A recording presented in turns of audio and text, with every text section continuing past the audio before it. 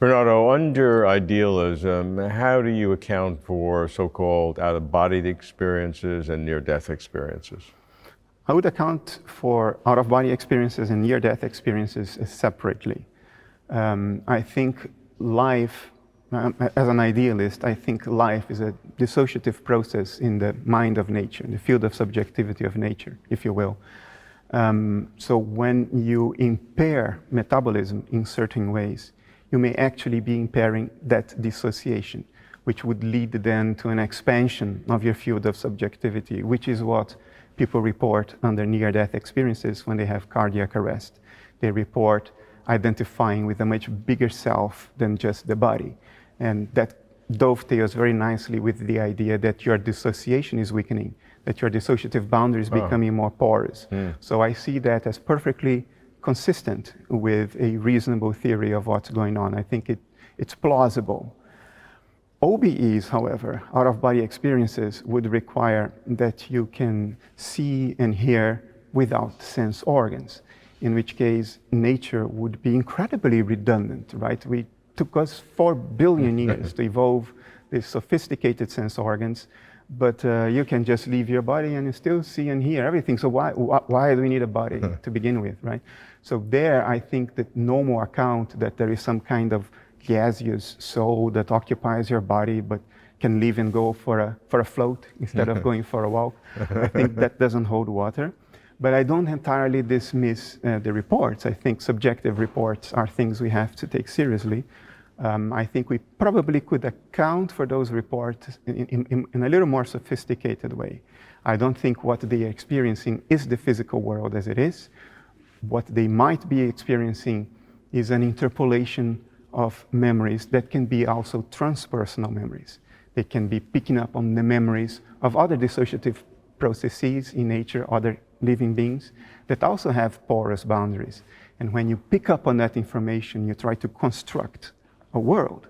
And that's the world the OBE or the out-of-body experiencer perceives, I think. Yeah, very interesting. I really like that. And not to mean I agree with it, of course, but I mean, I really like the analysis distinguishing out-of-body experiences from near-death experiences and giving each one an interpretation under idealism, with out-of-body experience and somehow interacting with other dissociations. But the near-death experiences is the particularly interesting one, because that would seem, if your story is correct, that because you're weakening because you're near death, you're weakening the dissociation, so kind of getting back into the association, naturally you would see it broader. Does that give any additional corroboration to idealism, reversing I said, make idealism, assume idealism, then what is near-death experiences? But if you say that's what near-death experiences is, does that give additional support to what idealism is? Perhaps, but idealism doesn't need it. Doesn't need it. Okay. So I don't use it. Maybe I have mentioned it a couple of times, but I don't think idealism needs it. I think idealism stands on solid ground analytically and based on foundations of physics and the neuroscience of consciousness. I don't think we need anything extraordinary.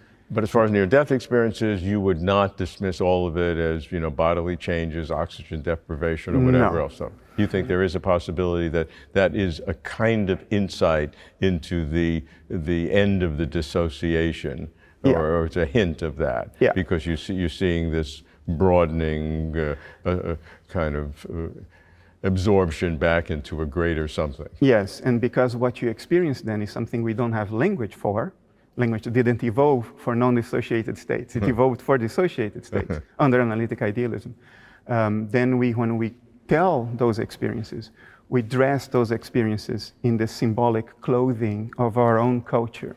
And then each person may tell the same story in completely different terms in that effort of interpreting it. But the underlying themes are clearly common, and I do take them seriously. I would prefer that things were simpler, but I'm too empirically committed to just dismiss that. No, I think something is going on there, and luckily it's something I can wrap my head around as an idealist.